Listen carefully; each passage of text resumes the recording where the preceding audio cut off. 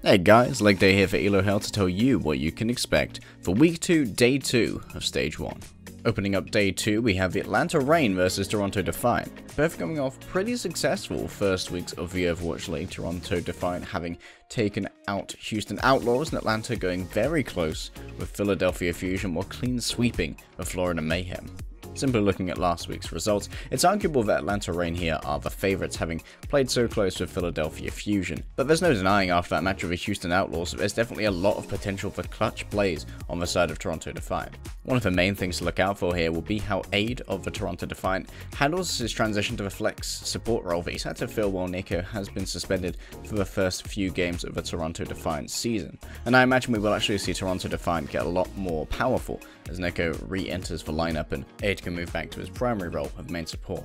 As for Atlanta, like the rest of the world, we will be looking towards Defran, and not because we'll see his Torbjorn, because unfortunately it will be Busan over Ilios in the map rotation for this match, so no well Torbjorn for us, but instead we're going to look at him to out-graviton Toronto Defiant, who seem to have had a couple of problems during their series with the Outlaws, really figuring out how he wants to use that ultimate effectively, and that could definitely mean that the 3-3 composition coming out from Atlanta is far superior to that of the Toronto Defiant.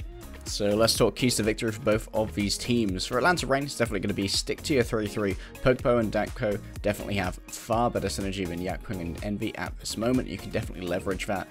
Also, Graviton usage, as we discussed before, is much better. So your 3-3 here will likely be far superior to Toronto Defiant.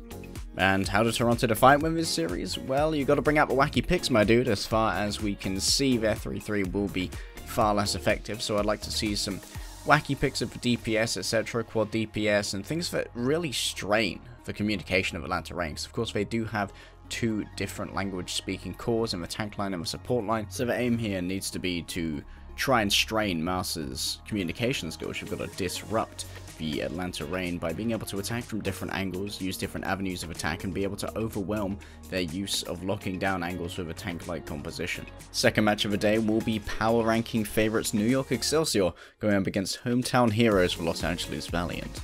This will be the Valiant's second appearance in the 2019 season after a narrow 3-2 defeat to the Hangzhou Spark, so we'll be looking for some revenge here, and they're going to take it, unfortunately, against many people's favourite team, the New York Excelsior.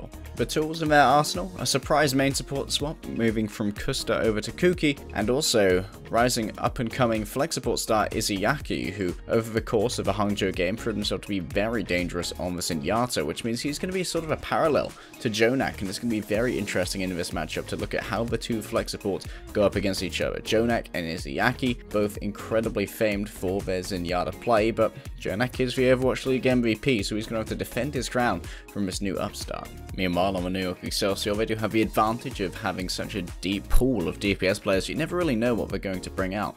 Nene recently has been incredibly impressive on the Zarya, so I imagine we are going to be seeing him in the 3-3 matchups, but I do feel like Fate has an advantage over Mano in the main tank to main tank duel. Fate, many people would say, probably the best main tank in Korea. After all, he was selected for Team Korea to represent the entire country's player base in that role. I would expect a lot of 3-3 versus 3-3 from this match. With the maps the New York Excelsior have dropped, they cannot afford to mess around in any other compositions, and they do have a fairly fearsome 3-3.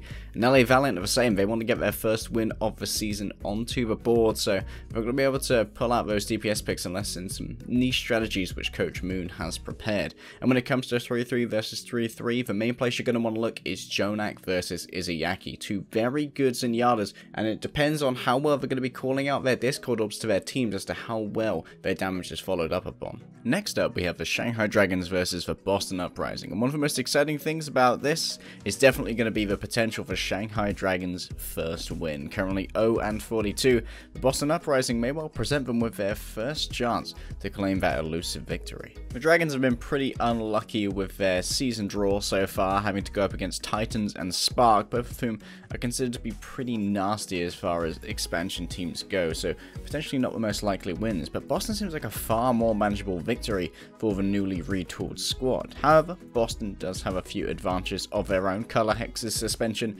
will have been finalized by the start of this map, so they will have their DPS player back, which means that they will no longer have to run their main tank Axiom on the Zarya. A big question here will be whether Boston Uprising rotate Axiom into the main tank role or they keep Fusions in that particular spot, because Fusions thus far has been very effective as a main tank, has been growing a lot of popularity due to his big shadows and how well he calls, getting those clutch moments as well, such as during their 3-2 victory over the Outlaws was incredibly impressive for the young British player who was recently called up from their academy team. Meanwhile, for Shanghai Dragons, I've got my eyes on the DPS. I think DM's going to be incredibly impressive here and a huge asset to the Dragons as they go for that first win, and that's definitely going to be the main story moving in here. I think if Boston want to win, they're going to have to stick to these 3-3 compositions where Fusions really lends his expertise as a British player. A lot of European contenders players have such in-depth knowledge of the 3-3 composition that they can outclass Overwatch League rosters in that case. And last off, to round out the night, we have the beautifully pink Hangzhou Spark going up against the Houston Outlaws.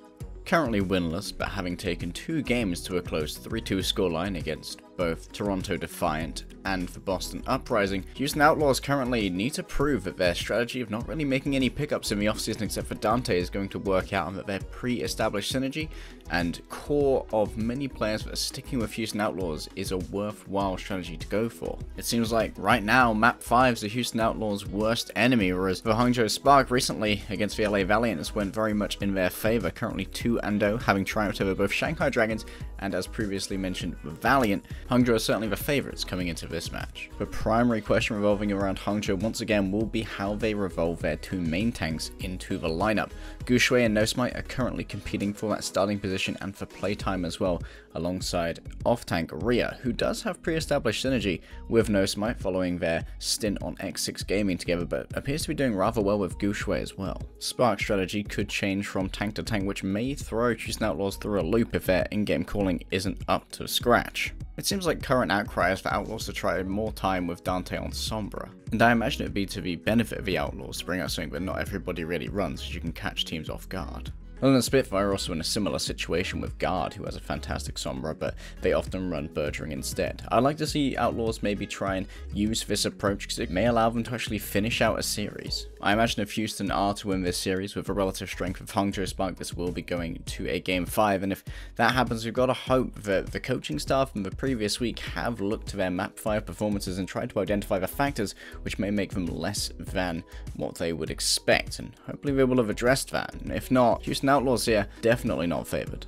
So that's it for today's preview, guys. I've been LEGDAY. I hope you've enjoyed what you've heard today. Make sure you enjoy the games, subscribe down below, and we'll see you next time.